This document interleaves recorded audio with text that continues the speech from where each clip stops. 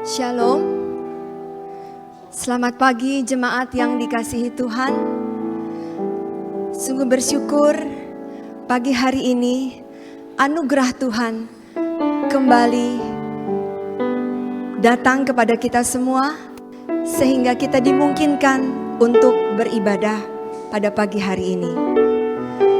Sebuah pujian, saya rindu untuk mengajak kita semua menyanyikan dan merenungkannya, bahwa hidup kita saat ini bukan lagi untuk dunia, tetapi untuk Tuhan.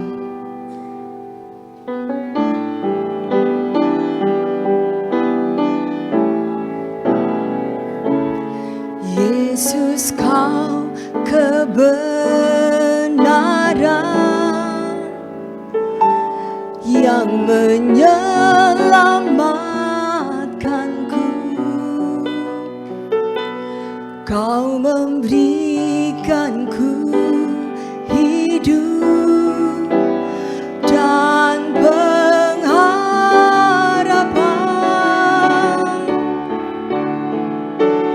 Ku ikut kehendak-Mu, ku perlu anugerah-Mu. Ku nyatakan janjiku kepadamu.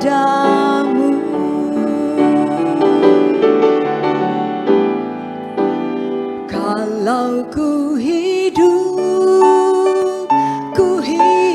bagimu, hatiku tetap menyembahmu. Dunia tak bisa menjauhkanku dari kasih-Mu. Selama ku hidup bagimu, mataku tetap memandang-Mu.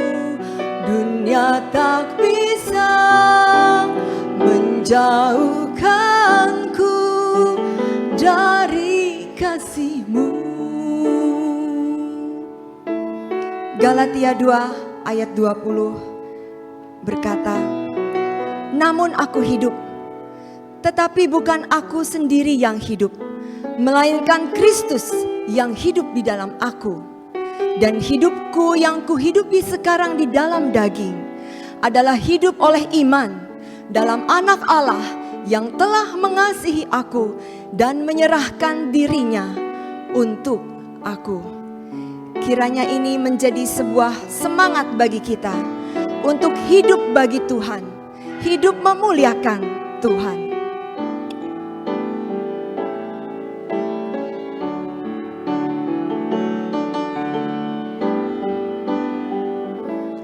Yesus, Kau kebenaran yang menyelamatkanku. Kau memberikanku hidup dan pengharapan.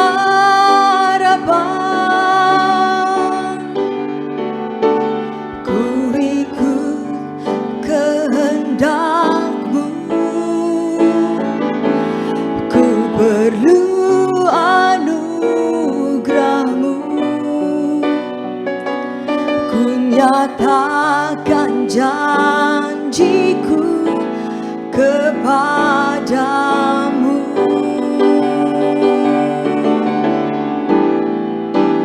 Kalau ku hidup bagimu, hatiku tetap menyembahmu. Dunia tak bisa menjauhkanku dari kasih-Mu.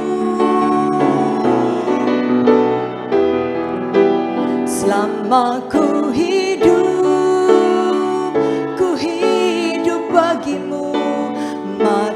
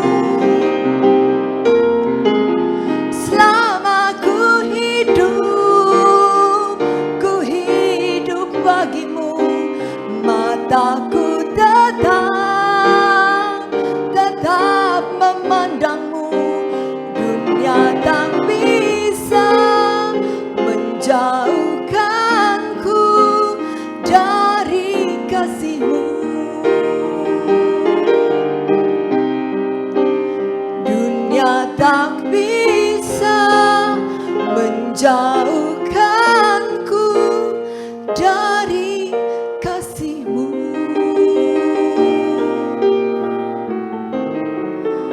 Dunia tak bisa menjauhkanku dari kasih-Mu. Selamat beribadah jemaat yang dikasihi Tuhan.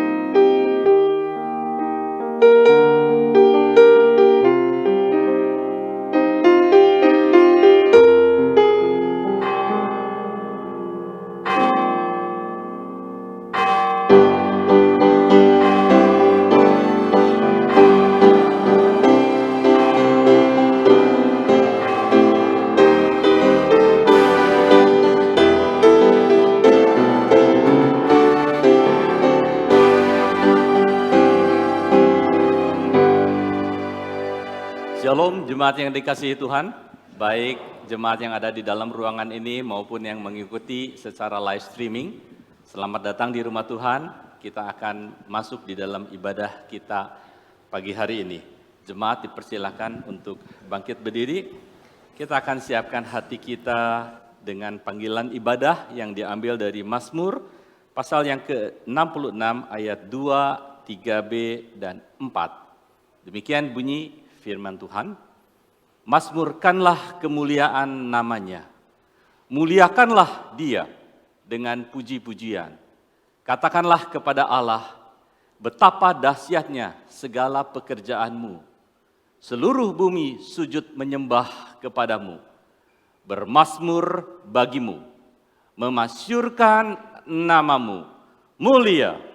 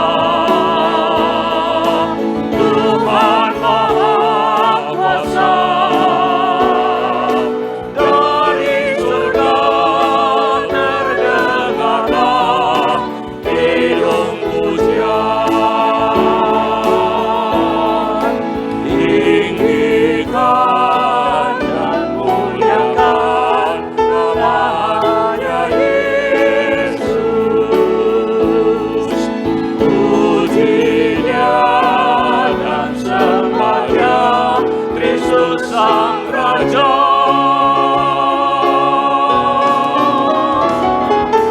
Mulia Sembah Raja mulia, Raja atas segala raja, termulialah. Raja atas segala raja, termulialah.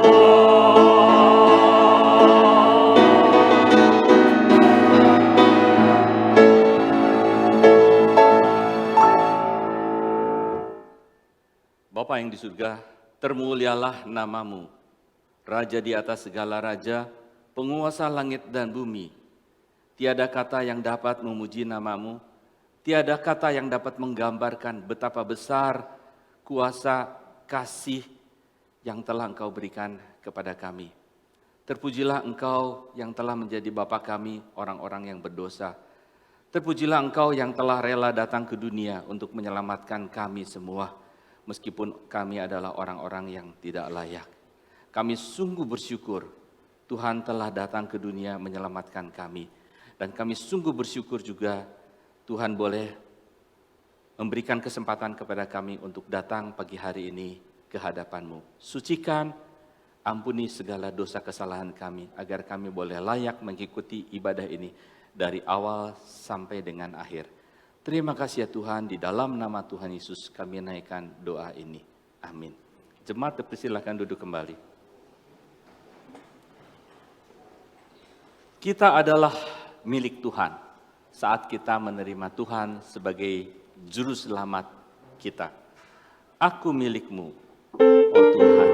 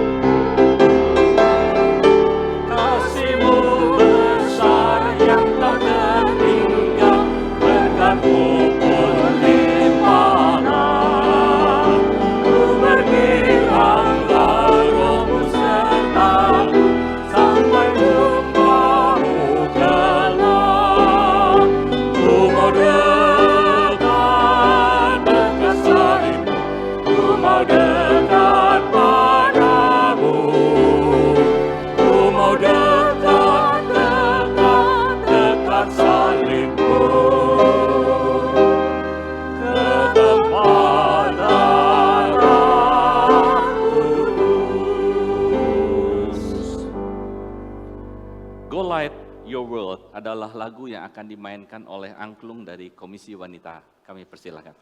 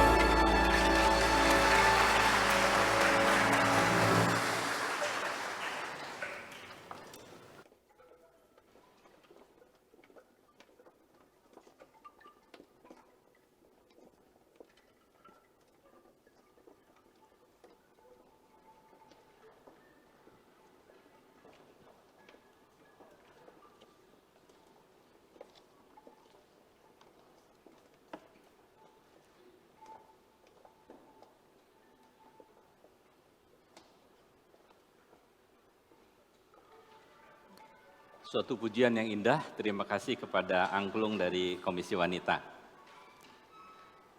Tiba saatnya kita mempersiapkan hati kita untuk masuk di dalam pengakuan dosa. Kita akan memuji Tuhan dengan satu lagu yang sangat indah, sangat besar anugerahnya.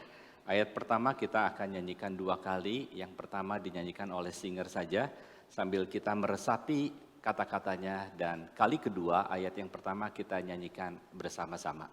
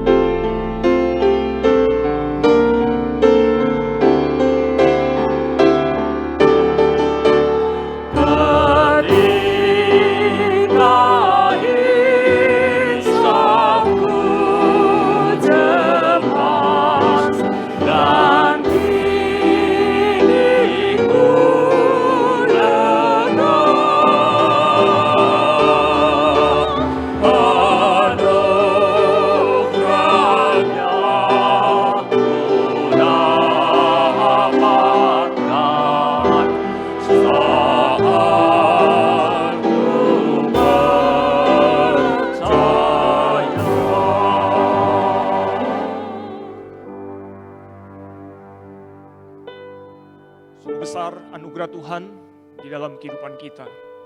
Sehingga kita pada hari ini pun bisa dilayakkan datang kepada Tuhan beribadah menghadap Allah yang kudus meskipun kehidupan kita penuh dengan dosa. Kitab Esra mewakili ucapan kita kepada Tuhan, dikatakan, "Ya Allahku, aku malu dan mendapat celah, sehingga tidak berani menengadahkan mukaku kepadamu, ya Allahku, karena dosa kami telah menumpuk mengatasi kepala kami, dan kesalahan kami telah membumbung ke langit." Bapak Ibu Saudara, mari kita kembali memikirkan apa yang telah kita perbuat, yang kita katakan sehingga itu mendukakan hati Tuhan, mengecewakan Tuhan. Mari kita datang dengan hati yang hancur di hadapan Tuhan, ingin mengakui segala dosa dan pelanggaran kita. Mari kita ambil waktu sejenak di hadapan Tuhan. Mari kita berdoa kepada Tuhan.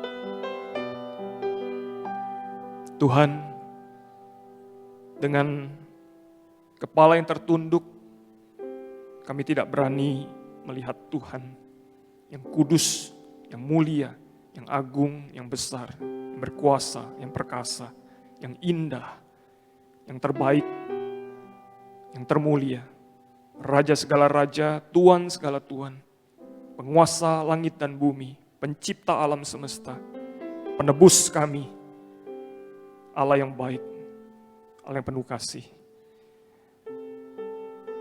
Kalau kami melucuti seluruh status kami Tuhan, status sosial, status ekonomi, status apapun yang selama ini kami bangga-banggakan, kami hanyalah seorang pribadi yang bahkan bernafas pun kami bergantung kepada kebaikan Tuhan. Kami tidak ada apa-apanya Tuhan dibandingkan Engkau yang terbesar itu. Terlebih lagi ketika kami memikirkan dan merenungkan segala dosa yang sudah kami perbuat di hadapan Tuhan. Kami yang tidak ada apa-apanya ini justru telah memberontak kepada Tuhan. Kami tidak melakukan kehendak Tuhan, kami tidak melakukan perintah Tuhan, sebaliknya kami membangun kerajaan kami sendiri. Kami merasa kami mampu, kami merasa kami bisa hidup tanpa Tuhan, melawan segala penguasa-penguasa kegelapan. Kami merasa kami sanggup. Padahal kami tidak bisa melawan kuasa-kuasa kegelapan yang berusaha untuk mempengaruhi kami untuk hidup jauh dari Tuhan. Tuhan, kami mengaku segala dosa dan pelanggaran kami di hadapan-Mu. Kami mengaku kami lemah, kami tidak sanggup mengikuti segala perintah Tuhan.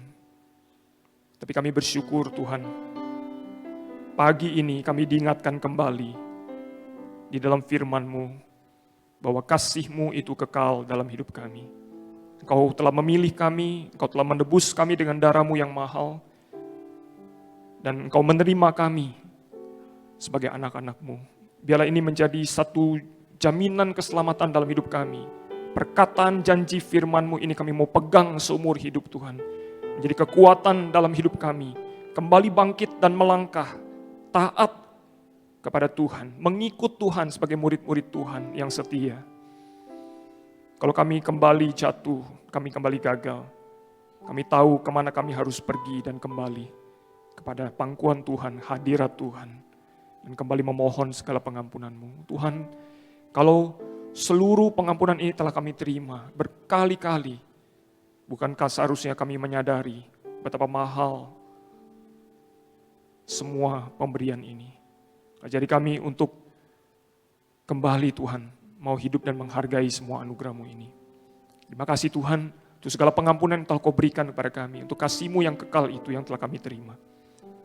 Kami mau persembahkan hidup kami seutuhnya, sepenuhnya, untuk kemuliaan dan kebesaran nama-Mu. Dalam nama Tuhan Yesus kami berdoa dan mengucap syukur. Amin. Janji pengampunan dosa kepada kita dikatakan, mukaku tidak akan muram terhadap kamu, sebab aku ini murah hati. Demikianlah firman Tuhan, tidak akan murka untuk selama-lamanya. Mari kita naikkan besar anugerah-Mu sekali lagi. Kita mau katakan ini kepada Tuhan, mau puji nama Tuhan, betapa besar anugerah Tuhan dalam hidup kita.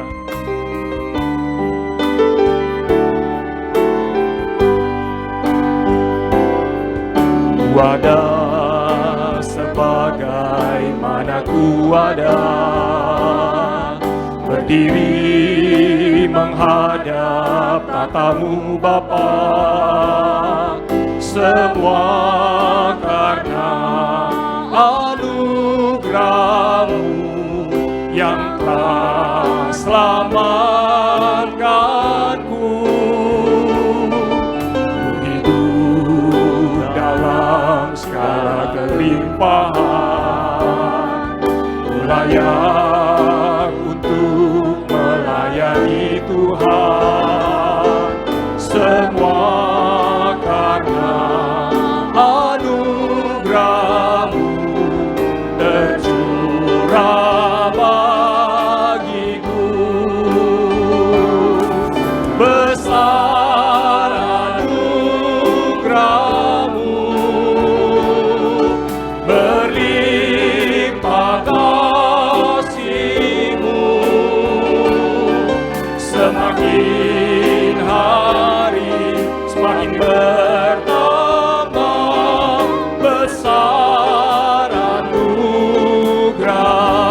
besar anugerah-Mu Tuhan.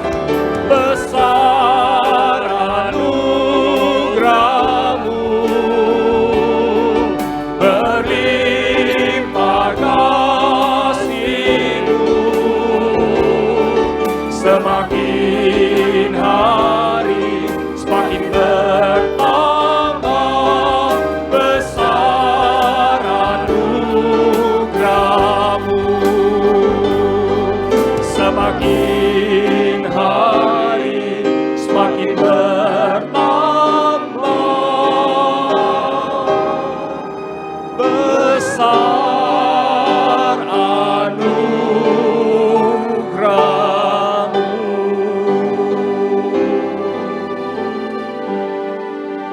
Marilah kita bersama menyatakan pengakuan iman kita seturut dengan pengakuan iman rasuli yang dibacakan gereja sepanjang abad dan tempat dengan suatu pengakuan iman yang berkata demikian. Aku percaya kepada Allah, Bapa yang Maha Kuasa, Khalik langit dan bumi, dan kepada Yesus Kristus, anaknya yang tunggal Tuhan kita, yang dikandung dari Roh Kudus, lahir dari anak darah Maria, yang menderita sengsara di bawah pemerintahan Pontius Pilatus, disalibkan, mati dan dikuburkan, turun ke dalam kerajaan maut. Pada hari yang ketiga, bangkit dari antara orang mati, naik ke sorga, duduk di sebelah kanan Allah, Bapa yang Maha Kuasa. Dan dari sana Ia akan datang untuk menghakimi orang yang hidup dan yang mati. Aku percaya kepada Roh Kudus, gereja yang kudus dan am, persekutuan orang kudus, pengampunan dosa, kebangkitan tubuh, dan hidup yang kekal. Amin. Jemaat dipersilakan duduk. Kita akan mendengarkan firman Tuhan yang akan disampaikan oleh Pendeta Nawi.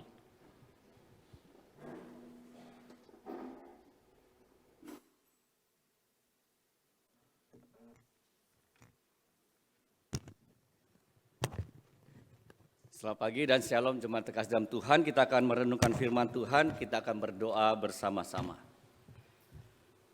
Bapak yang baik, kami bersyukur untuk pagi hari ini sekali lagi. Tenangkan hati kami. Biarlah firman yang hidup, firman yang kekal yaitu Yesus Kristus yang sudah datang ke dunia menebus kami. Menjadi firman yang kami rindukan, yang mengubah hidup kami. Dan Allah Roh Kudus yang Engkau nyatakan dan berikan kepada kami, memimpin, memberi kami pengertian, supaya hidup kami sungguh-sungguh menyenangkan Tuhan, mempersembahkan yang terbaik bagi gereja Tuhan, bagi kemuliaan Tuhan. Terpuji nama-Mu demi Yesus Kristus. Kami bersyukur dan berdoa. Amin. Tema hari ini adalah penghakiman Allah segera tiba. Kita akan membuka firman Tuhan di dalam 1 Korintus pasal yang ketiga ayat 10 sampai yang ke-15. Saya akan membacakan ayat yang genap, jemaat sekalian membacakan ayat yang ganjil. 1 Korintus 3 ayat 10 sampai 15. Kita baca bergantian, mulai saya membacakan ayat yang ke-10. Sesuai dengan kasih karunia Allah yang dianugerahkan kepadaku, aku sebagai seorang ahli bangunan yang cakap telah meletakkan dasar, dan orang lain membangun terus di atasnya, tetapi tiap-tiap orang harus memperhatikan bagaimana ia harus membangun di atasnya.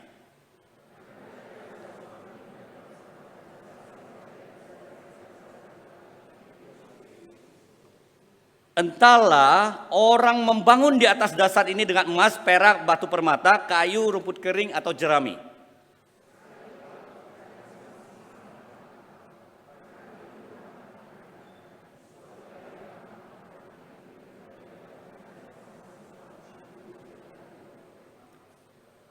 Jika pekerjaan yang dibangun seseorang tahan uji, ia akan dapat mendapat upah.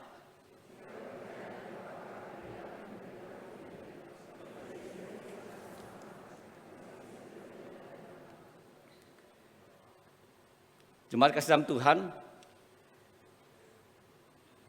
ini sebuah apartemen bernama Lotus Riverside, ya, yang ada di Shanghai, China. Juni 27, 2009 yang lalu, karena hujan yang terus menerus, dan ini dibangunnya memang Riverside, ya, dekat sungai. Sepanjang malam sudah dibendung. Tanahnya juga katanya tidak stabil dan tidak mampu digoyahkan oleh bangunan yang terlalu tinggi begini, akhirnya rubuh. Ya, ini dari dekat fondasi terputus. Nah, dalam kejadian ini ada satu korban jiwa. Yang lain waktu gedung itu mulai miring, mereka sadar, mereka lari keluar. Ada satu orang yang masih mau mengambil barang-barangnya, menyelamatkan segala peralatan bangunannya itu. Dia tidak sempat menyelamatkan diri, dia melompat keluar dan meninggal dunia, satu orang. Para alim berpendapat bahwa pilar-pilar gedung itu dibangun dengan buruk. Mereka selalu ditanam jauh ke dalam tanah mengingat kondisi tanah yang tidak stabil dekat sumber air. Dan juga dilansir oleh para alim memang bangunnya itu asal-asalan. Bangunnya asal-asalan. Dalam ayat yang kita baca dikatakan sesuai dengan kasih karunia Allah yang dianugerahkan padaku. Paulus mengatakan, aku sebagai seorang ahli bangunan yang cakap telah meletakkan dasar dan orang lain membangun terus di atasnya. Dan tetapi tiap-tiap orang harus memperhatikan bagaimana ia harus membangun di atasnya. Paulus di situ dikatakan adalah seorang sophos arkitekton. Seorang arsitek, seorang ahli bangunan yang cakap. Ya, dalam bahasa Inggris diterjemahkan wise builder, wise architect. Bahasa aslinya memang sophos arkitekton. Seorang yang arsitek di sini bukan Paulus mau menekankan dialah yang sangat ahli dalam bangunan, enggak. Dia sangat concern terhadap apa? Bangunan, bukan bangunan fisik, tapi bangunan di sana menggambarkan gereja Tuhan. Kalau kita baca konteksnya, gereja Tuhan waktu ditulis dalam berbagai analogi. Salah satunya sebelumnya adalah ini adalah ladangnya Tuhan, di mana Apolos, Paulus, yang satu menanam, yang satu menyiram, Allah yang memberi pertumbuhan. Paulus mengatakan dialah yang menanam fondasi, dialah yang membangun fondasi dari awal gereja Tuhan di Korintus selama 2 tahun. Dia sangat concern bagaimana nanti gereja yang dibangun ini sesuai dengan kehendak Tuhan, sesuai dengan apa yang Tuhan mau. Dia awasi, dia mendengar perkembangan jemaat di Korintus. Dia sungguh-sungguh mau gereja itu bukan hanya bangun dengan banyak orang, tetapi sesuai dengan kebenaran firman Tuhan. Terjemahan bahasa Inggrisnya memang ada berbagai macam ya. Seluruh terjemahan yang ada itu ada di atas 20. Ini terjemahannya. Ya, skill master builder. Skillful master builder, expert master builder, competent master builder.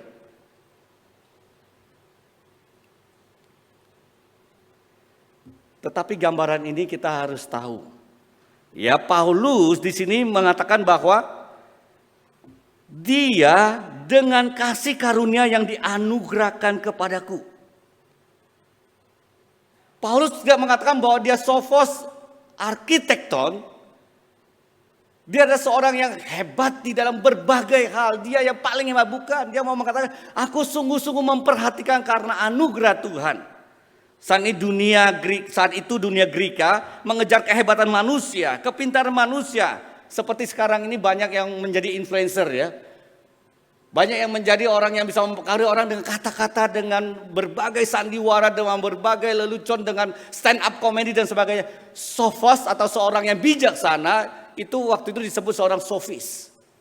Sofis waktu itu mereka mencari uang dengan bisa membela orang di pengadilan, bisa disewa untuk menjadi seorang yang berkampanye bagi politik, bisa juga menjadi seorang yang menghibur banyak orang.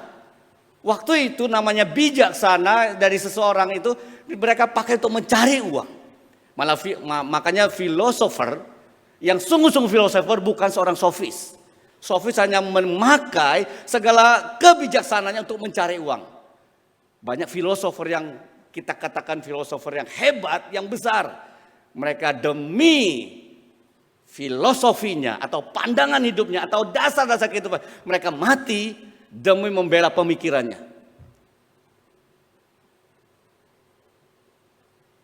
Misalnya tentang politik, tentang keadilan, tentang hukum. Mereka ada beberapa orang dihukum mati karena pandangan hidup mereka atau filosofi mereka. Konteks seperti inilah Paulus mengatakan bahwa kebaikan dari orang-orang yang kebalikan dari orang-orang yang mengejar hikmat. Orang-orang yang dikatakan pinter, dia tidak bersaing mengatakan mereka seorang sofis, saya lebih baik dari mereka. Bukan. Dia justru mengatakan aku yang bodoh, aku yang dipilih untuk mendiarakan orang-orang yang pinter, orang-orang memandang kebijaksanaan, memandang kepintaran. Dunia mencari kepintaran, Tuhan memilih yang bodoh.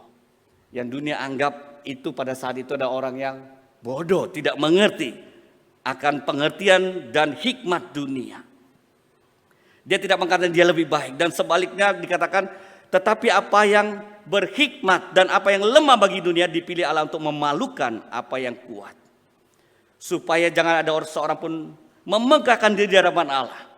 Tetapi oleh Dia kamu berada dalam Kristus Yesus, yaitu oleh Allah telah menjadi hikmat bagi kita, yang membenarkan dan menguduskan dan menebus kita.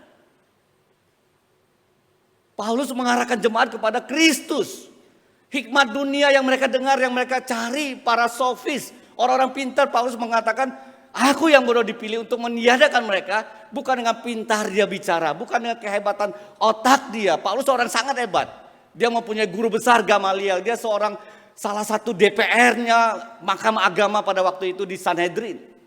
Dia sangat pintar, dia layak menjadi guru besar daripada teolog-teolog besar zaman zaman modern ini. Tapi dia dipercayakan memimpin membangun gereja Tuhan Korintus yang begitu bobrok.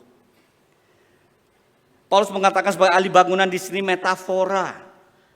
Bukan betul-betul gedung gereja, tapi adalah gereja sebagai eklesia, orang-orang dipanggil keluar dari kegelapan untuk menjadi umat Tuhan. Dia katakan dia hanya diberi anugerah yang memberi dia kesempatan, memberikan dia pelayanan, bijaksana, pekerjaan itu adalah dari Allah, bukan kehebatan dia. Bapak Ibu terkasih Tuhan, kalau kita belakangan ini pernah, sebagian dari kita mungkin hobi bola ya, pernah nonton sepak bola, timnas Indonesia lagi cukup bagus-bagusnya di bawah pelatih Korea, STY atau Sintayong itu ya. Sekarang lagi training center di Turki, di Eropa. Adakan berbagai simulasi latihan dan sebagainya. Nah, kalau ada seorang supporter mengatakan, saya juga pendukung timnas. Timnas sudah hebat karena saya. Karena saya datang ke stadion itu, saya berteriak-teriak. Saya mengatakan, ayo tendang. Pemain itu tendang dan gol. Saya yang hebat. Ini piala ini mereka bisa dapatkan gara-gara saya. Kalau kita mengatakan seorang supporter mengatakan dia yang hebat. Karena dia bisa memberikan dukungan, dia ada. Ini kayaknya gak nyambung ya. Nggak nyambung. Paulus tidaklah seperti itu. Paulus tahu dia hanya diberi kesempatan, dianugerahkan oleh Yesus Kristus. Expert ini bukan dia bergantung pada aku yang hebat. Ini anugerah Tuhan. Saya dengan dua rekan membahas buku Disiplin Anugerah yang ditulis oleh Jerry Bridges. Konteksnya adalah kalau kita sebagai seorang yang bisa melayani, nggak ada kehebatan apapun yang kita bisa katakan saya yang hebat. Ini skill saya. Seberapapun hebatnya kita pernah dirusak oleh dosa. Jahatnya dosa sudah kita sering gagal karena dosa. Waktu kita diberi kesempatan yang cukup baik. Saya bersyukur rekan-rekan, saya kira banyak juga dari jemaat ya yang merasa kalau diberi pelayanan, merasa tetap punya kerendahan hati. Ya ada jemaat yang rekan yang share, iya dulu kalau mungkin awal-awal dipercayakan melayani, menjadi majelis misalnya, melayani sesuatu yang penting, gentar, berdoa sungguh-sungguh minta anugerah Tuhan, minta anugerah Tuhan. Setahun, 2 tahun, 3 tahun, udah tahu banyak ya. Kadang-kadang katanya bisa lupa kalau nggak diingetin. Sudah tahu semua, doanya sudah kurang. Merasa diri sudah bisa. Merasa ini ada pekerjaan skill saya, expert saya, kemampuan saya, otoritas saya. Kita lupa anugerah Tuhan. Disiplin anugerah ini menekankan dalam bab 1 itu adalah bahwa kehebatan siapapun, kita adalah manusia berdosa, sudah pernah gagal dan terus bisa gagal. Tidak layak memegahkan diri. Dan di sisi lain kalau kita yang merasa paling buruk, kita nggak bisa, saya nggak layak, saya nggak bisa melayani, saya orang berdosa. Dalam disiplin anugerah itu juga dikatakan juga tidak ada orang yang terlalu buruk. Anugerah Tuhan bisa menopang, memakai kita dalam keadaan paling buruk apapun. Hari yang paling buruk apapun Tuhan bisa pakai kita untuk rencananya digenapi melalui kita. Jadi semuanya itu akan hanya kita memuliakan Tuhan karena anugerah Tuhan menopang kita. Anugerah demi anugerah dikaruniakan pada kita. Bukan karena kehebatan kita, bukan juga karena kelemahan kita. Kita mengatakan aku gak bisa dipakai oleh Tuhan. Mari kita sama-sama melihat Tuhan yang mau memberi anugerah. Memberi kesempatan kepada kita. Ya di sini kalau kita mengatakan melihat di dalam 1 Korintus 3 ayat 5 sampai 6. Jadi apakah Apolos, apakah Paulus, pelayan-pelayan Tuhan yang olehnya kamu menjadi percaya masing-masing menurut jalan yang diberikan Tuhan kepadanya. Aku menanam, Apolos menyiram, tetapi Allah memberi pertumbuhan. Paulus mengatakan di sini bukan siapa Paulus, siapa Apolos, bukan.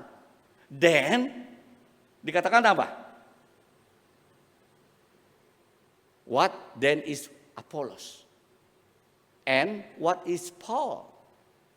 Dikatakan what?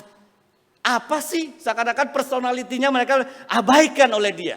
Kita bukan apa-apa, bahkan ya. Kalau kita cuma mengatakan aku bukan siapa-siapa, itu levelnya masih lebih tinggi sombongnya daripada aku ini bukan apa-apa. Apa-apa aja bukan. Apalagi mau kita cari aku adalah siapa ini, siapa saya. Kalau kita melihat Paulus begitu mau merendahkan dirinya pada saat dia mau menjelaskan dia hanya mendapat anugerah Tuhan. Kita harus melihat kepada istilah memang yang Paulus katakan. Pelayan-pelayan, servants, diakonoi. Kata diaken ini memang dalam Kisah Rasul pasal 6, kata diakonoi ada pelayan meja. Tetapi akar kata yang paling tua bukan dari kata artinya pelayan meja. Tapi orang-orang yang betul-betul pembantu rumah tangga atau sekarang ini ART. Yang betul-betul berperan waktu itu dalam rumah orang yang di daerah Timur Tengah yang berdebu, mereka sapu, makin sapunya tidak hati-hati, debunya pelan-pelan naik kan. Yaitu dikatakan orang yang raising the dust artinya. Pelayan-pelayan servant itu, diakono itu adalah seorang yang dikatakan yang menaikkan, mengakibatkan debu naik, raising the dust. Nah pada saat ini kalau kita memahami orang-orang di banyak gereja, harap bukan dari gereja kita ya, waktu menjadi diaken mungkin mengatakan ini adalah board, ini adalah satu kelembagaan yang paling terhormat, paling tinggi, paling dibanggakan, paling dikejar-kejar oleh semua jemaat dan semua orang Kristen. Padahal baik diaken, hamba Tuhan. Nah bahkan jemaat dengan hamba Tuhan pun kadang-kadang tidak menjadi hamba, betul? Hamba Tuhan tapi maka hamba Tuhan. Hamba Tuhan tapi sikapnya tidak mau menghamba. Hamba Tuhan tetapi sikapnya betul-betul mengandalkan kuasa diri, otoritas diri. Kemampuan diri. Bukan anugerah Tuhan. Di dalam prinsip utama yang hilang, yang semestinya adalah seorang yang paling rohani di antara kita harusnya menjadi pelayan atas semua. Bukan penguasa, pengatur atau pemerintah atas seseorang. Kekristenan yang berdasarkan servanthood, kehambaan. Menjadi hamba adalah kunci kebesaran, bukan jabatan atau kuasa. Fondasi yang paling penting adalah Yesus Kristus. Di dalam ayat ke-11 dikatakan karena tidak ada seorang pun yang dapat meletakkan dasar lain daripada dasar yang telah diletakkan yaitu Yesus Kristus. Entahlah orang membangun di atas dasar ini dengan emas, perak, batu permata, kayu, rumput kering, atau jerami. Sekali kelak pekerjaan masing-masing orang akan nampak karena hari Tuhan akan menyatakannya. Sebab ia akan nampak dengan api. Dan bagaimana pekerjaan masing-masing akan diuji oleh api. Paulus menekankan bahwa fondasi dasar gereja adalah Kristus Yesus, tidak yang lain. Semua pusat dari kekristenan adalah Yesus Kristus. Seluruh perjanjian lama mengarah kepada Kristus. Kristus fondasinya. Semua pelayanan, semua pengajaran, Yesus Kristus fondasi. Yesus Kristus seperti master key. Satu kunci ini untuk membuka semua ruangan, untuk membuka semua hikmat, untuk membuka semua pengertian. Alkitab yang sudah kita terima haruslah juga kita baca. Yesus sebagai fondasinya.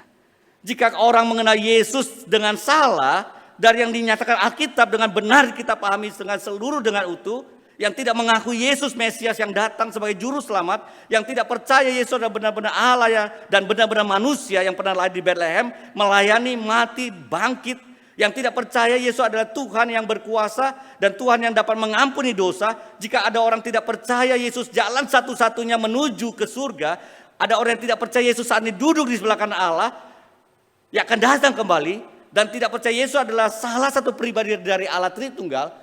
Semua yang tidak percaya yang saya sebutkan bukanlah gereja. Bukanlah gereja. Bukanlah orang Kristen yang sudah percaya dengan benar. Siapapun yang tidak menerima itu, kita tidak akui. Gereja yang sungguh-sungguh diselamatkan, fondasi Yesus Kristus. Makanya kita mengatakan saksi Yehova, Mormon. Bahkan yang menamakan progressive Christianity. Kekristenan yang progresif itu adalah bukan Kristen. Karena mereka tidak mengakui Yesus bangkit, Yesus Tuhan, Juru Selamat. Mereka mengaku Yesus adalah apa? Seorang pribadi yang hebat, guru yang hebat. Jemaat sekalian, kalau agama lain kita udah pasti. Itu bukan Kristen betul? Tapi yang mirip-mirip, yang pakai Alkitab yang sama. Yang baca Alkitab yang sama. Tapi mereka tidak mengaku Yesus Kristus sebagai Tuhan. Dan begitu banyak titel yang Yesus nyatakan waktu dia datang. Dan sebelumnya mereka bukan Kristen. Kalau kita melihat ada doa, ya jaminan Allah, baptisan, keselamatan. Ada orang mengatakan, oh saya orang Kristen, yang penting saya berdoa, saya pasti diselamatkan. Saya baca Alkitab, dijamin keselamatannya. Saya sudah dibaptis, pasti saya selamat. Saya baca Alkitab, saya menginjili orang, saya mempunyai karunia rohani, saya beribadah rutin di gereja. Saya anggota GKY atau gereja lain. Tapi tidak ada fondasi Yesus sebagai juru selamat. Yesus satu-satunya Tuhan yang harus dipercaya. Yesus satu-satunya Allah yang akan datang kembali menghakimi manusia. Semua yang di atas itu tidak akan membawa kita bertemu dengan Allah di surga. Fondasi itu yang paling penting. Perikop ini mengatakan bahwa setiap orang Kristen bertanggung jawab atas apa yang akan dibangun di atas fondasi Kristus. Minimal ada kata yang sangat personal, 8. Ya, seseorang, tiap-tiap orang, masing-masing, iya.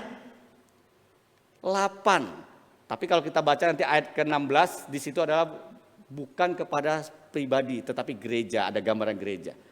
Jadi mengatakan bahwa gereja nanti dikatakan siapa orang yang menghancurkan gereja, Tuhan akan menghancurkan dia. Di sini Paulus tegas.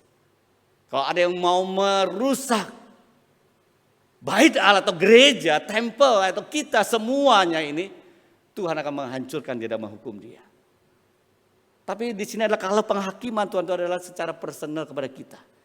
Kita bertanggung jawab atas setiap pelayanan, apa yang kita lakukan dalam hidup kita, bagaimana kita mau bertanggung jawab sebagai seorang gereja, seorang pribadi yang sudah percaya kepada Yesus Kristus. Fondasinya yang kita katakan, aku sudah percaya Yesus. Apa yang kita bangun di atasnya semua. Tuhan menuntut pertanggungjawaban. Penghakiman Tuhan akan segera tiba. Jadi kita bisa menerapkan bahwa kehidupan rohani sehari-hari, pelayanan kita, yang kita mengajar sekolah minggu, dalam kelompok-kelompok mengajar orang lain, pengurus, aktivis gereja, persekutuan yang kita saling membangun di komisi dan sebagainya. Apa yang kita lakukan semua kita membangun di atas fondasi Yesus Kristus. Kalau memang sudah benar pun Yesus Kristus menjadi dasar pelayanan kita, kalau kita membangun dengan asal-asalan, bangunan itu akan dihakimi oleh Tuhan. Ada dua kategori yang Paulus gunakan untuk menggambarkan bangunan yang dibangun di atas fondasi. Yang pertama adalah satu kategori emas, perak, batu berharga atau batu permata.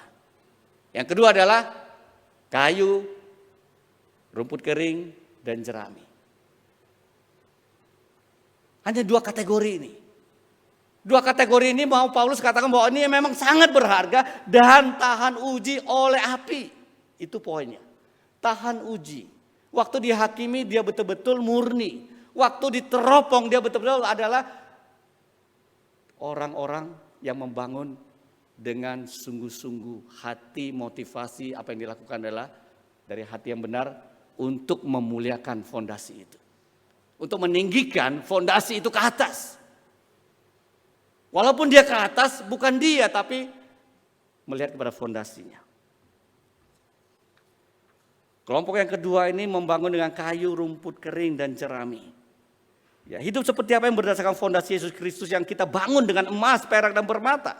Misalnya, mengasihi fondasi kita, mengasihi Yesus Kristus, bersyukur atas anugerahnya, beriman kepada sungguh-sungguh, membaca firman-Nya, menginvestasikan hidup kita kepada yang kekal. Minggu lalu sudah mulai satu perikop, investasikan kepada yang kekal. Waktu kita melayani bukan melihat apa yang sekarang ini saya mendapat kehormatan, saya mendapat kesempatan, saya mendapat pujian. Tidak. Tapi kita melihat hidup kita dipakai untuk membawa kekekalan. Orang-orang yang percaya Tuhan melihat kita melayani, mereka memuji Allah yang kekal. Mereka juga dibangun di dalam satu kehidupan yang kekal, mempersiapkan kehidupan yang Tuhan ubah sampai kepada kekekalan. Yang kedua, berdasarkan pada anugerah Tuhan Yesus saja, bukan kehebatan kita. Ini adalah sikap hidup yang membangun dalam emas, perak, dan batu permata. Kekristenan intinya bukan apa yang kita lakukan, tetapi siapa kita yang Tuhan sudah tebus. Bagaimana kita bersandar Tuhan, bukan perjuangan kita sendiri untuk bisa mendapat kebaikan karena Tuhan sudah mati bagi kita. Kita hanya disuruh bersandar kepada anugerah, kebaikan, kebenarannya, bukan kebenaran kita. Kekristenan yang kita mau adalah kita mengandalkan Tuhan. Tuhan sudah memilih kita. Tuhan yang memilih dan memberi kesempatan, memberikan banyak hal kepada kita. Pemberian anugerah dari Tuhan. Bukan kita, aku yang hebat, aku bisa memilih, aku bisa melayani, aku bisa dapat ini. Waktu kita sadar kita melakukan semua itu, Tuhan memilih saya. Tuhan memakai saya. Tuhan memberi kesempatan kepada saya. Kehidupan yang dari emas, perak, dan batu permata adalah kita juga ramah terhadap satu dengan yang lain. Jauhi pertengkaran dan perpecahan. Perbedaan pendapat oke. Beda dalam rencana oke. Tapi kalau orang yang sudah berselisih, perpecahan di gereja Tuhan, inilah salah satu masalah yang paling besar di gereja Korintus. Ada yang bilang, aku Apolos, aku Paulus, aku Petrus, aku Yesus. Konteksnya mereka adalah mereka sungguh-sungguh hanya membanggakan diri punya guru seseorang. Bukan kebenaran, bukan Kristus. Bukan fondasi itu, tapi apa? Menuju pada mereka. Guruku hebat, aku juga hebat. Kalau kamu ngaku hebat, kita adu hebat. Kalau nggak bisa adu hebat, kita berantem, kira-kira begitu. Itu yang Paulus sangat tekankan dan tegur kepada jemaat Korintus. Membangun dengan emas, perak, dan batu permata tidak membangun kerajaan diri kita sendiri, tapi kerajaan Allah. Setia dan mengasihi pasangan kita itu membangun dengan apa?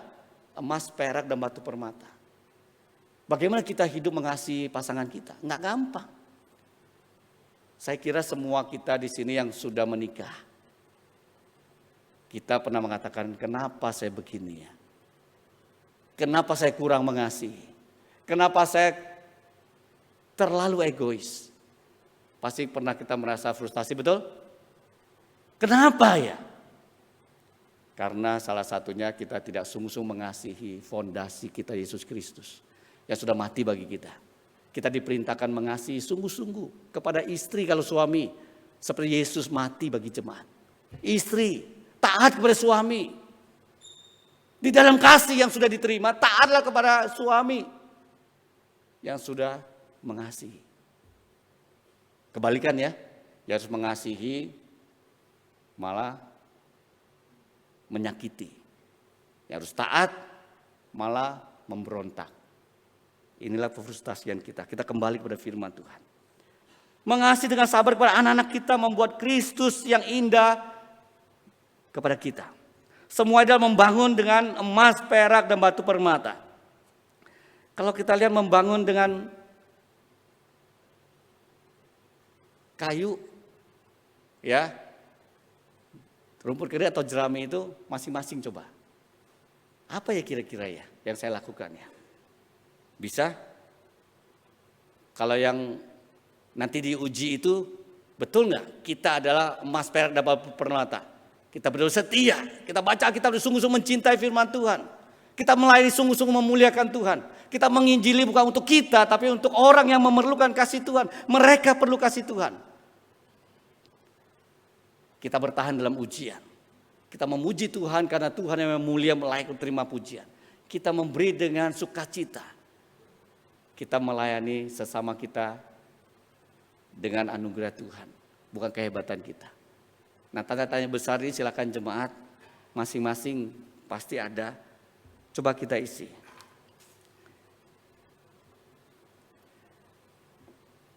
Yang menyebabkan perpecahan gereja seperti jemaat Korintus ini salah satu, kita membangun dengan kayu, rumput kering dan jerami.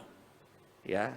Dalam ayat yang kelima dikatakan pasal 1, di dalam Dia kamu telah menjadi kaya dalam segala hal, dalam segala macam perkataan dan segala macam pengetahuan, sesuai dengan kesaksian tentang Kristus yang telah diteguhkan di antara kamu, demikian kamu tidak kekurangan dalam satu karunia pun. Jemaat Korintus yang ditegur perpecahan itu, mereka karunianya begitu banyak, tidak kurang satu apapun. Paulus katakan, mereka karunianya begitu banyak. Tapi dalam ayat pasal ke-13, Paulus mengatakan apa? Semua nggak ada gunanya tanpa kasih. Bahasa malaikat, pengetahuan, semua pengetahuan manusia. Memberi diri untuk dibakar. Bahasa roh, segala rahasia manusia dan rahasia akan datang, nubuat. Memberi diri untuk dibakar, apapun itu Paulus kata, tanpa kasih. Semuanya adalah sia-sia. Apalagi kita kompromi kepada ketidakbenaran.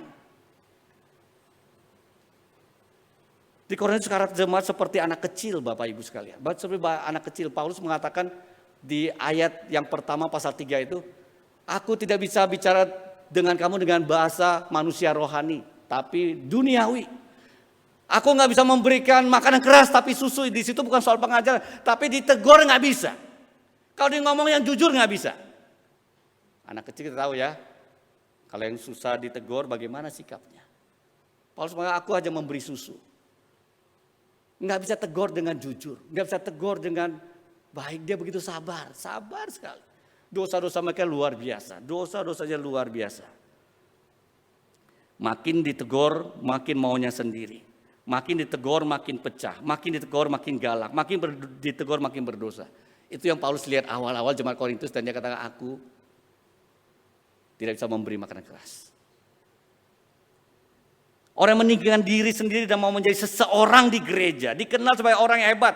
Apa yang kita lakukan juga hebat, ujungnya dipandang mulia dan hormat. Ini juga membangun dengan kayu, rumput kering, dan jerami. Seorang bernama George Whitefield, dia mengatakan, let my name die everywhere. Let even my friends forget me. If by that means the cause of the blessed Jesus may be promoted. George Whitefield ini zamannya sama dengan John Wesley. Seorang reform yang sangat besar. Seorang pengkhotbah reformasi setelah reformasi yang sangat besar. Tapi dia tidak meninggalkan gereja apapun saat ini. Gak ada nama dia. John Wesley gerejanya di seluruh dunia, Metodis begitu besar. Ada seorang tokoh besar mengatakan salahnya dia John Wesley. Kenapa dia nggak membangun sesuatu? Saya berpikir komentar ini juga nggak benar. Tuhan memakai dia dengan hati yang murni. Di zaman dia bangun kerajaan Allah. Nggak semuanya membangun sesuatu salah ya. Tapi dia memang khusus, aku nggak perlu nama, aku mati demi kebenaran firman Tuhan. Demi orang boleh mendengar firman Tuhan. Demi Yesus Kristus ditinggikan. Aku dilupakan juga nggak apa-apa. Apa saya kira-kira begitu ya, dia juga mau niru Paulus, apa saya? Saya bukan siapa-siapa, padahal seorang tokoh yang sangat besar. Kita menghabiskan waktu hanya untuk mencari investasi harta di dunia ini, tapi menyia-nyiakan dan membuang hidup yang secara rohani benar. Itu juga membangun dengan kayu, rumput kering, dan jerami. Memaksakan kehendak diri atau kelompok dalam gereja dengan apa yang kita pandang baik atau kesenangan kita atau kelompok membuat gereja tidak sehat dan terus penuh ketegangan dan perselisihan. Ini juga membangun dengan kayu, jerami, dan rumput kering. Ujian api itu akan segera tiba. Ya. Segera tiba. Ujian api itu akan segera tiba kepada kita. Penghakiman itu akan segera tiba. Pekerjaan masing-masing di ayat yang kita lihat di layar, pekerjaan masing-masing akan nampak karena diuji dengan api. Di hari penghakiman semua akan terlihat hasilnya. Yang kedua, ada yang tahan uji. Ya, di dalam akhir kita baca di situ ada kalimat first kondisional. Artinya jika ada orang, penulis mengatakan assume itu ada kebenaran. Jika ada orang membangun dengan emas, perak, dan batu permata, memang penulis mengatakan ada yang seperti itu. Itu Alkitab mengatakan seperti itu. Dan juga dikatakan first condition yang sama ada, jika ada orang yang tidak tahan uji, yang membangun dalam kayu, rumput kering, dan jerami. Ada orang seperti itu juga. Bagian ini tidak bicara tentang keselamatan kita hilang kalau kita asal-asalan bangun. Bukan. Wah, gimana ya saya nanti hilang keselamatan jadi orang Kristen. Kau diuji, bangunan saya asal-asalan, bukan. Keselamatan anugerah. Anugerah bukan karena usaha perbuatan kita. Pemberian Tuhan, jadi nggak mungkin hilang. Kalau Tuhan sudah mau kasih seberapapun keadaan kita, bukan karena kita, ya nggak mungkin dong. Karena kita terus dia melakukan ambil lagi, ya nggak mungkin kan. Kalau Tuhan mau begitu ya dia nggak kasih kepada kita. Ayat ini juga tidak bicara tentang upah di surga. Nanti upahmu di surga menekan kau upah di surga, bukan. Ini satu gambaran orang yang setia membangun dengan emas, perak, dan batu permata, itu orang yang benar. Itu mendapat penghargaan. Bukan soal upah-upah detail nanti di surga. Yang ketiga, teksnya juga bukan bicara tentang api penyucian atau purgatori dalam Roma Katolik. Maka orang yang bisa masuk surga, mereka bukan karena anugerah semata, mereka harus kumpulin. Kayak baterai itu waktu mereka sudah menjadi Katolik, udah 20%. Mereka sakramen tambah 10%. Mereka dibaptis tambah lagi, terus tambah. Tapi kalau nanti mati masih kurang. Purgatori itu hal yang baik ya bagi mereka ya. Masuk surga tapi harus lewati api penyucian. Masih ada kurang nih, kurang dosanya masih ada. Makanya bisa ditebus dengan api penyucian ini dengan berbagai hal. Ini tidak bicara dengan api penyucian walaupun ayat ini dipakai oleh Roma Katolik.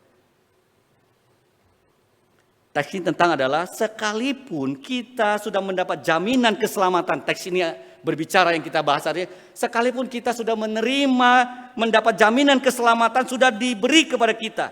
Kita ada orang yang bersama dengan Yesus suatu hari nanti di surga. Kita tetap mau dan didorong membangun dengan sungguh-sungguh serius. Dengan emas, perak, dan batu permata. Jadi kita diberikan satu mentalitas yang sungguh-sungguh menerima anugerah. Sudah dapatkan itu tapi kita mau sungguh-sungguh mengejar, didorong untuk melakukan yang terbaik, bukan mengejar apa yang sudah diberi itu. Kita sungguh-sungguh walaupun sudah diberi keselamatan, kita tetap mau setia setiap hari kita. Kita mau meninggalkan sesuatu yang baik, yaitu teladan yang Tuhan berikan oleh Yesus Kristus kepada generasi berikutnya, kepada gereja Tuhan. Seorang profesor perjanjian baru bernama Christer Stendel, ya, seorang profesor di Harvard puluhan tahun yang lalu menuliskan satu makalah begitu ya mengenai kekristenan yang dibaca tulisan Paulus soal kekristenan zaman modern. Mereka baca tentang anugerah itu, tentang Taurat itu katakan, oh saya sudah dapat anugerah, saya hidup ya seenaknya saja, sudah dapat anugerah, sudah selamat. Saya tidak ikuti Taurat lagi tapi anugerah, tapi hidup mereka lupa sehari-hari itu serius. Padahal Stendhal mengatakan bahwa orang Kristen dalam membaca tulisan Paulus karena anugerah ini, karena Taurat tidak menyelamatkan, konteksnya adalah betul-betul masih dalam konteks Yahudi. Orang Yahudi waktu Yahudi yang bukan Yahudi yang sekarang, Israel yang Tuhan pilih, Israel yang belum berubah jadi Yahudi sebagai agama. Orang Israel itu sudut pandang mereka semua anugerah. Mereka membawa hidup yang Tuhan sudah tebus dari Mesir, baru Tuhan berikan hukum, ikuti aturan disiplin ini. Mereka diselamatkan dulu oleh Tuhan. Mereka dijamin diampuni dosanya, mereka membawa persembahan sebagai komitmen mereka bersyukur pada Tuhan dan bersandar anugerah pengampunan Tuhan saja. Bukan mereka tunduk kepada Taurat, tapi mereka harus tahu mereka tidak bisa, mereka harus minta pengampunan Tuhan. Mereka tahu mereka mempunyai Allah yang sangat istimewa, memberkati, menjaga, memelihara, berperang melawan mereka. Tapi mereka sehari-hari sangat serius. Bahkan sampai hari ini kalau kita ke Israel, orang Yahudi, tapi sayang mereka tidak percaya Yesus Kristus. Dulu mereka beriman kepada Yesus yang akan datang walaupun samar-samar. Mereka hidup di dalam iman mereka. Seperti kita. Kita sudah lihat Yesus di masa lalu. Di dalam iman kita dalam Alkitab. Mereka melihat Kristus akan datang, Mesias akan datang. Tidak seperti orang Yahudi sekarang yang tidak percaya Yesus. Mereka imannya karena anugerah, itu konteksnya. Mereka bertekun, mereka menjaga diri mereka takut tercemar hidupnya. Tapi orang Kristen zaman modern adalah nggak apa-apalah. Sia-sia aja nggak apa-apa, yang penting aku selamat. Yang penting aku asal-asalan, hidupku nggak serius, banyak dosa, aku abaikan saja. Nggak harus ikuti semua, jujur, harus berjuang, harus bertahan, harus menyaksikan kemuliaan Tuhan. Itu nggak usah, aku udah selamat kok. Yang penting aku kegiatan rohani aku lakukan. Itu salah membaca tulisan Paulus. Jemaat sekalian, hidup kita singkat. Kesimpulannya, hidup ini begitu singkat. Tadi saya nggak berencana mimpi ya, mimpi juga tadi malam. Mimpi. Anggaplah hidup kita mimpi ya. Tadi saya mimpinya mau ke luar negeri bersama istri. Kok anak-anak nggak ada ya? Itulah mimpi ya. Kok anak-anak gak ikut ya? Tapi yang antar jemaat banyak loh. Ada, saya tahu tapi namanya lupa sekarang. Bantu ada 2 mobil ya. Terus mau masuk bandara dihadang, salah masuk, ada peraturan baru. Harus di scanner oleh dishub. Saya salah masuk dimarahin gitu kan. Oh ini harus ada gerbang khusus. Wah macam-macam, pulang lagi nggak boleh kan. Namanya mimpi juga ya pusing ya. Mau berangkat, waduh udah telat nih gimana mobilnya nanti mau pulangin lagi, kita pusing rumit. Akhirnya karena saya bisa mengendalikan tanda kutip mimpi, kadang-kadang Bapak Ibu bisa ya. Saya rumit gini udah, saya bangun aja deh. Selesai kayaknya saya memang gak pergi kemana-mana kok ya. Kita bisa gitu loh. Saya berapa kali kalau udah mimpi ya dikejar orang jahat ada apa ya, saya tahu dia udah pasti ini tegangnya udah lama nih, kayaknya berjam-jam kalau di mimpi. Gak selesai udah di tengah jurang, udah di atas gedung, gua lompat aja deh. Bangun biar selesai, kalau gak serem kan. Mau dibunuh, mau dikejar, mau ditangkap, aneh-aneh. Gua lompat aja deh, lompat pasti bangun kok. Bisa loh. Mimpi terbang juga bisa. Gak gini terbang kayak Superman, pernah loh. Tambah tinggi kok gini tambah tinggi. Oh gaya terbang gitu ya kalau punya kemampuannya, bisa. Bapak Ibu sekalian, kalau anggap kita di mimpi. Kita kejar. Wah, ada mimpi saya. Saya mau kejar, saya kerja keras, saya mau dapat uang yang banyak. Saya betul di mimpi itu, saya tahu nih mimpi, anggaplah saya tahu. Saya mau menjadi enak juga nih mimpi, yang menjadi orang terpuji. Saya bisa memiliki segala sesuatu, saya bisa tahu namanya mimpi kan. Oh bisa loh, bisa. Mau beli mobil, beli helikopter, beli jet, beli apa. Semua beli. Anggaplah kita bisa jadi orang paling hebat. Akhirnya kita bangun bukan? Bangun bukan? Mimpi itu berapa lama? Alkitab menggambarkan hidup kita seperti mimpi. Bahkan seperti rumput kering juga, seperti uap. Yang kita lakukan ini sebentar. Yang kita dapatkan ini dibanding kekekalan yang akan kita terima. Bapak Ibu sekalian, ini seperti mimpi cepat berlalu. Mazmur 90 mengatakan seperti giliran jaga giliran satu malam, giliran udah bangun, udah selesai. Seperti mimpi bangun. Yang kita banggakan apa sekarang? Kayak mimpi waktunya. dibanding kekekalan. Terus yang kita lakukan mimpi ini kita mau apa? Kejar apa? Semua yang kita lakukan tadi ini di mimpi. Waktunya ya, bukan soal mimpi yang benar-benar mimpi sekarang. Bapak Ibu sekarang duduk, kerja, itu dibanding waktu durasinya nanti panjang kita bersama Tuhan. Ini kayak mimpi cepat berlalu. Kalau gitu apa yang mau kita kejar? Sebentar. Apakah kita menginvestasikan, kerja sungguh-sungguh, tidak asal-asalan membangun di atas fondasi Yesus Kristus. Karena Tuhan Yesus tahu hati kita, akan menghakimi kita terlebih dahulu. Tapi bersyukur penghakiman Tuhan adalah bukan karena kita masuk neraka atau surga. Tapi kita akan diuji. Dan kita akan diberikan penghargaan oleh Tuhan. Mari kita berdoa. Bapak yang baik, kami bersyukur untuk kesempatan membangun di atas fondasi Yesus Kristus yang kekal. Jangan biarkan kami membangun dengan kayu, rumput kering atau jerami. Kami rindu kami membangun dengan sungguh-sungguh. Kemurnian, perjuangan, kesetiaan, iman, kebenaran. Karena Yesus Kristus menjadi dasarnya. Terima kasih demi Yesus Kristus kami bersyukur. Amin.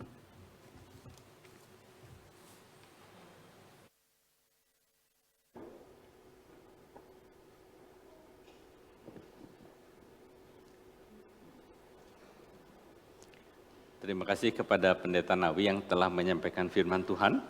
Tiba saatnya bagi kita untuk memberikan persembahan. Saudara bisa scan dari QR Code yang ada di layar ataupun yang ada di belakang beberapa kursi jemaat.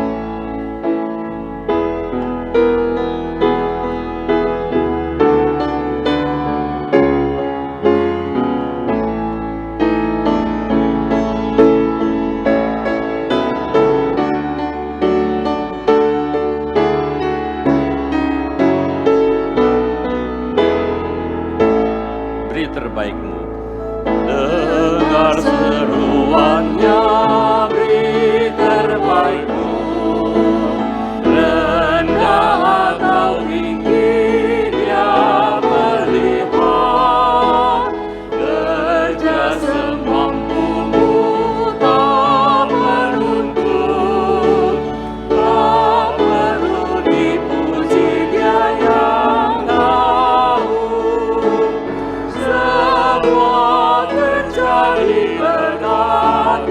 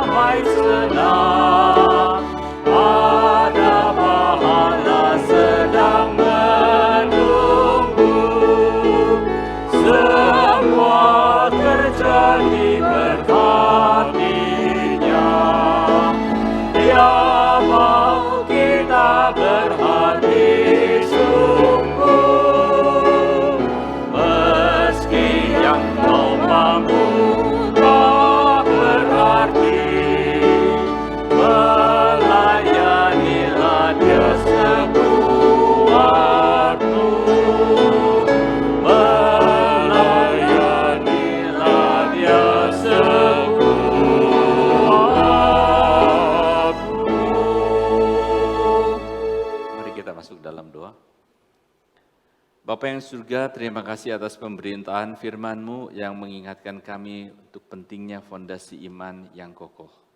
Kami percaya semua itu hanya merupakan anugerah dari Tuhan saja.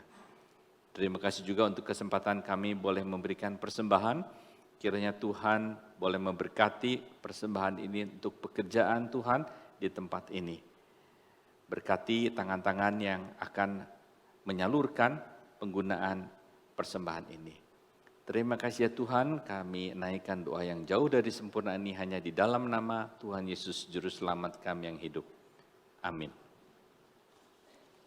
Sering ku tak mengerti jalan-jalan-Mu Tuhan, bagai di belantara. Shalom jemaat yang terkasih, dan selamat datang bagi Bapak Ibu Saudara yang baru pertama kali mengikuti ibadah kami. Mari kita mendukung dalam doa bagi nama-nama baptisan yang akan dibaptis minggu depan.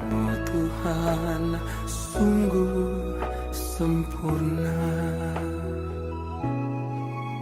ajarku Dalam rangka memasuki masa Advent, gereja mengadakan seminar bagi seluruh jemaat dengan tema Day to Self yang akan dibawakan oleh Pendeta Budian Tolim. Seminar akan diadakan pada hari Sabtu, tanggal 26 November di Aula Utama GKY Puri Indah, mulai pukul 9 pagi. Silakan bagi Bapak Ibu dapat mendaftarkan diri pada link yang tersedia. Untuk info dapat dibaca di e-warta dan flyer yang ditempel di mading gereja. Berikut kami infokan kegiatan gereja.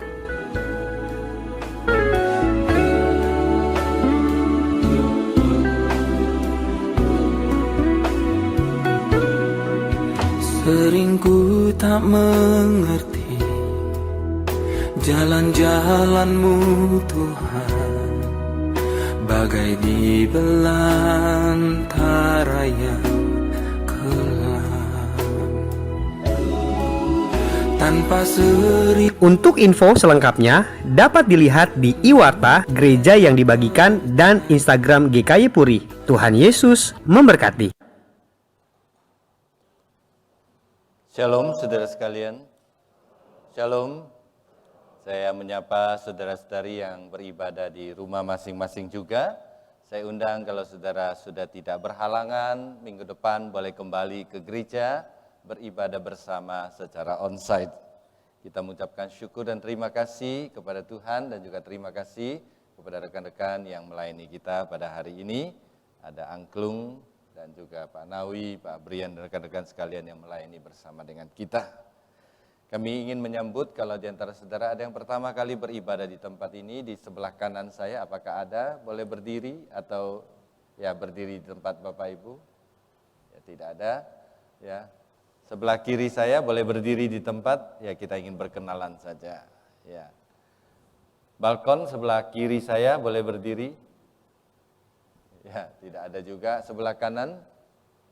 Ya, kalau tidak ada semua saya undang berdiri ya dan memberi salam kepada saudara di kiri kanan belakang ya. Selamat hari Minggu, Tuhan memberkati saudara sekalian. Terima kasih. Silakan duduk kembali. Saudara, ada dua penekanan di sini. Yang pertama yaitu gereja akan mengadakan seminar bagi seluruh jemaat dalam rangka menyambut Advent atau masa pre-Advent dengan tema Die to Self, akan dibawakan oleh Pendeta Budiono Lim. Beliau adalah salah satu dosen dari STTRI Jakarta. Kami mendorong saudara untuk hadir secara onsite hari Sabtu tanggal 26 November pukul 9 pagi. Kemudian untuk pasutri khusus akan diadakan persekutuan bagi young couple. Ya, yang disebut young itu adalah couple yang berusia 15 tahun ke bawah. Jadi kalau saudara baru menikah 15 tahun ke bawah, saudara boleh datang bersama-sama dengan tema His Needs, Her Needs. Ya, bersama-sama akan dipimpin oleh Pendeta Yohanes Lee pada hari Sabtu tanggal 19 November pukul 5 sore secara onsite di Gedung Serbaguna. Kami dorong pasangan yang berusia ya pernikahannya 15 tahun ke bawah, ya. Yang 15 tahun ke atas, ya, tunda dulu ya, nanti ada acara untuk saudara sekalian ya. Nah, ada rahasia apa nanti baru disampaikan ya. Jadi saya dorong saudara yang masuk kategori ini untuk hadir bersama. Mari kita datang ke hadirat Tuhan, kita tundukkan kepala, kita berdoa. Kami berterima kasih Tuhan Engkau menolong kami, mengingatkan kami akan perlunya memiliki fondasi iman yang teguh di dalam Yesus Kristus. Tidak hanya fondasi iman, kami juga perlu membangun fondasi iman itu dengan kehidupan beriman yang berkenan kepada Tuhan. Supaya pada hari penghakimannya nanti ternyata perbuatan kami tidak sia-sia, tapi mendapatkan balasan dari Tuhan. Tuhan ajar kami untuk memiliki hati yang bijaksana, mengisi hari kami, memakai talenta kami, memakai harta kami, untuk kemuliaan nama Tuhan dan menjadi berkat bagi sesama. Tuhan, kami terus berdoa bagi bangsa dan negara kami berdoa mohon Tuhan pimpin dan berkati. Berkati Presiden, Wakil Presiden, jajaran pemerintahan, dari pusat maupun daerah. Tuhan berikan mereka hikmat kebijaksanaan untuk bersandar kepada Tuhan, mencintai rakyat, menjalankan pemerintahan yang baik, membawa kemakmuran dan kebaikan bagi rakyat. Tuhan, pada pagi ini kami juga berdoa menyerahkan saudara-saudari kami, anggota jemaat yang sedang bergumul di dalam Tuhan. Tuhan, kami berdoa Tuhan, Engkau yang menilik dan menolong mereka. Kami terus berdoa bagi saudara-saudari kami yang sedang menghadapi permasalahan di dalam kehidupan mereka. Apakah itu permasalahan ekonomi, permasalahan hukum, permasalahan relasi, permasalahan keluarga. Tuhan, tolonglah mereka, bukakan jalan. Kami percaya Engkau Bapa kami, Engkau mengasihi kami, Engkau tidak meninggalkan kami. Engkau akan membuka jalan bagi kami. Bagi mereka yang sedang sakit, kami juga serahkan ke dalam tangan Tuhan. Kami berdoa bagi mereka yang sedang sakit berkepanjangan. Kami berdoa bagi mereka yang sakit dengan penyakit yang berat, yang divonis tidak ada obatnya. Kami juga berdoa bagi mereka yang sedang dalam pemulihan karena COVID. Tuhan, Engkau juga tolong dan Engkau bantu kami. Ajar kami untuk tidak putus harap. Kami percaya dalam segala keadaan Tuhan Engkau akan menjamah kami, memulihkan kami. Terima kasih Tuhan. Tuhan, kami persembahkan hidup kami 1 minggu ke depan ke dalam tangan Tuhan. Tuhan, pakai kami untuk memuliakan nama-Mu. Demi nama Tuhan Yesus kami berdoa. Amin. Jemaat saya undang untuk berdiri. Kita kembalikan pujian dan hormat tertinggi kepada Allah di surga. Doksologi. Puji Allah Bapa Putra, puji Allah Roh Kudus, ketiganya yang esa. Selamat sumber berkat. Amin.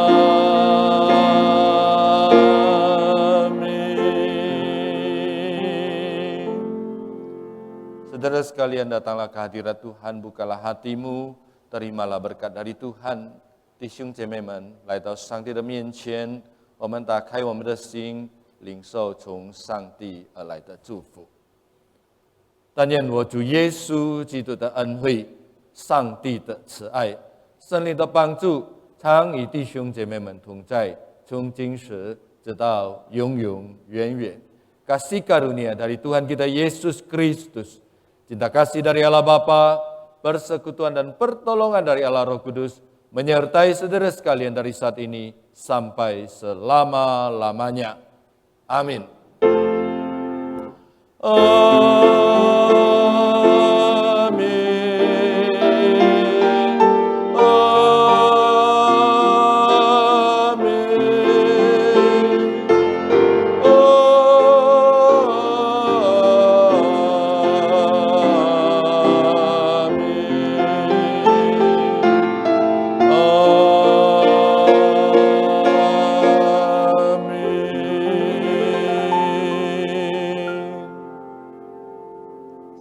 duduk. Saat teduh kebaktian selesai, Tuhan memberkati saudara sekalian.